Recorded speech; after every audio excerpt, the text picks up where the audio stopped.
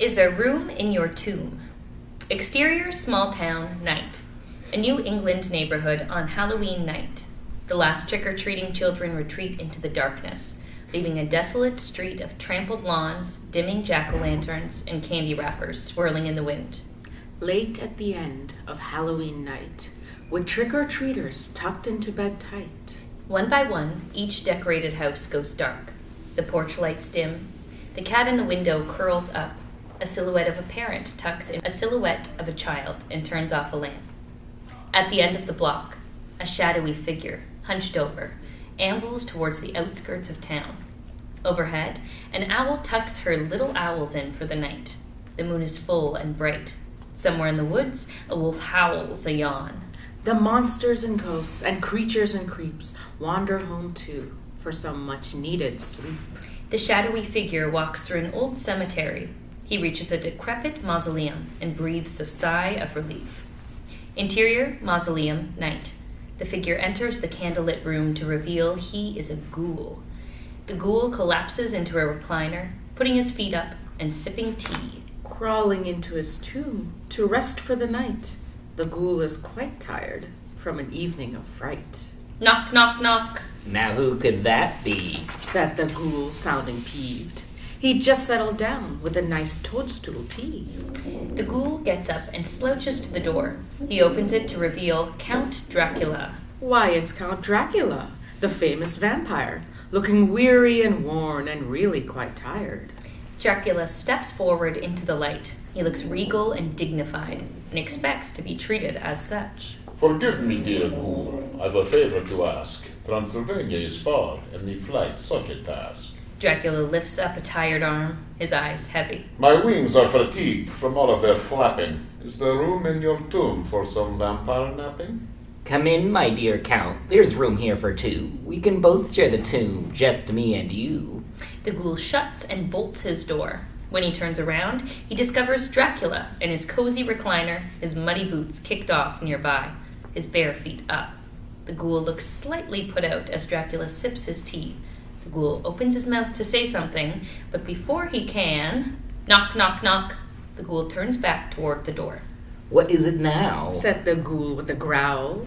Well, I know that sound. It's a werewolf's howl. There is a howl from outside. The ghoul opens the door to reveal a shivering werewolf. Hey there, Ghoulie. Wow, what a night. Trick-or-treaters about and the moon shining bright. This wolf needs a place to rest his fur head. Is there room in your tomb for a cozy dog head? The ghoul sighs and points to a quiet corner of his tomb. You can sleep over there in the corner till morning. Just lie on your belly. Please no werewolf snoring. The ghoul shuts and bolts the door. When he turns around, he sees the werewolf shaking himself off on the nice hearth rug in front of the fireplace. Werewolf hair sheds all over the floor and into the fire, which singes it and leaves a burnt smell.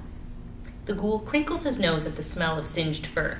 He opens his mouth to say something, but before he can... Knock, knock, knock. This is getting quite tired and not at all funny. Said the ghoul to the knock of a dusty old mummy. The ghoul opens the door to reveal a mummy, tattered and worn.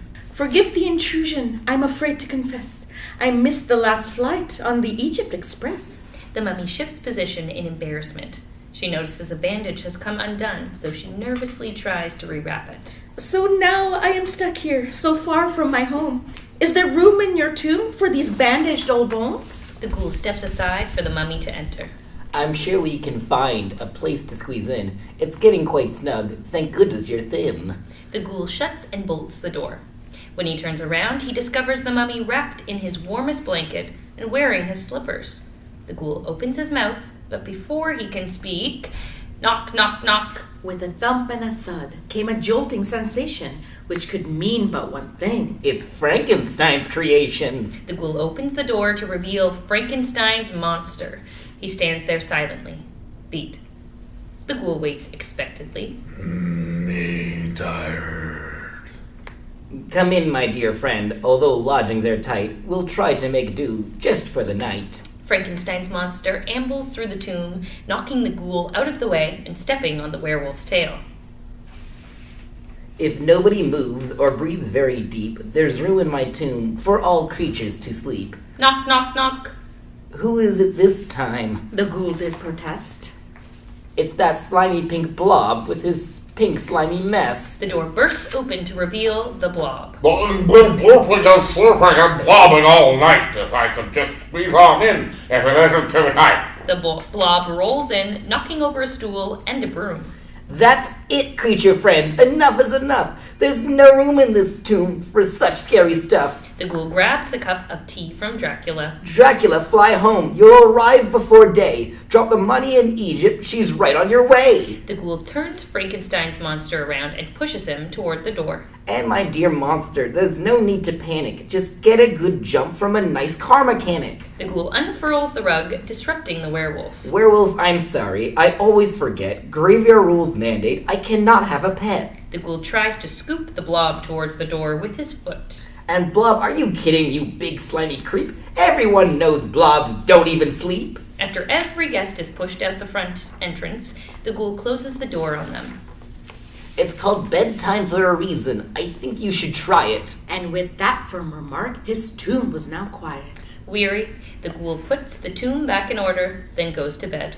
The ghoul climbed in bed and turned out the light, but in his ghoul heart, something wasn't quite right. If your friends were imposing, they meant you no harm. Said a voice from the dark, which caused some alarm. The ghoul sits up in bed, covers pulled tight, unsure who is speaking. Who's there? Cried the ghoul, looking around. He eyed every corner, but no one was found. If you would have looked, then you could have seen.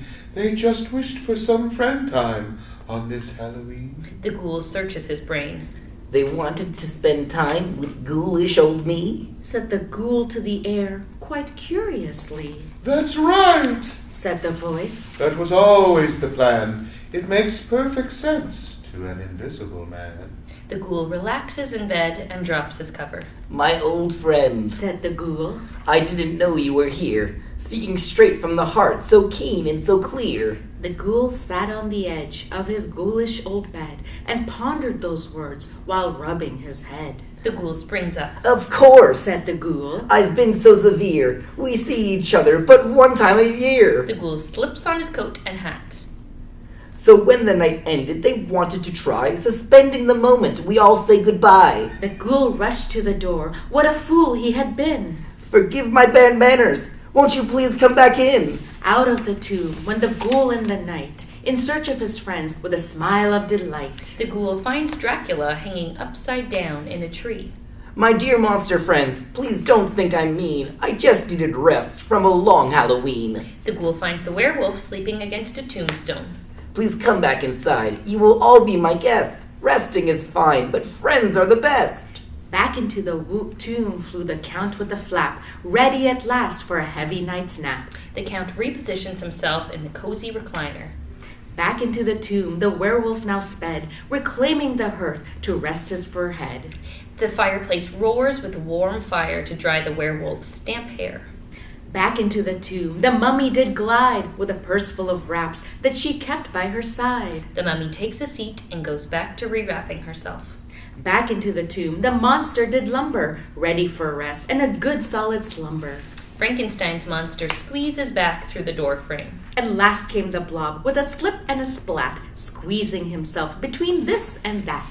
The blob becomes a beanbag chair for Frankenstein's monster to lay on.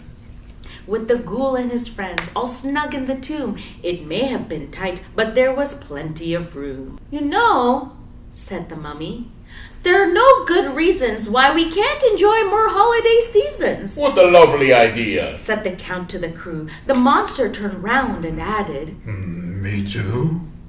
Try other holidays. Now that's something new. I'm in. howled the werewolf. Why not try a few? We could all take turns hosting and tiding. It's tight in your tomb, but my castle's inviting. And with that the ghoul fell asleep in his bed, surrounded by friends, holiday dreams in their heads. The invisible man blows out the candle.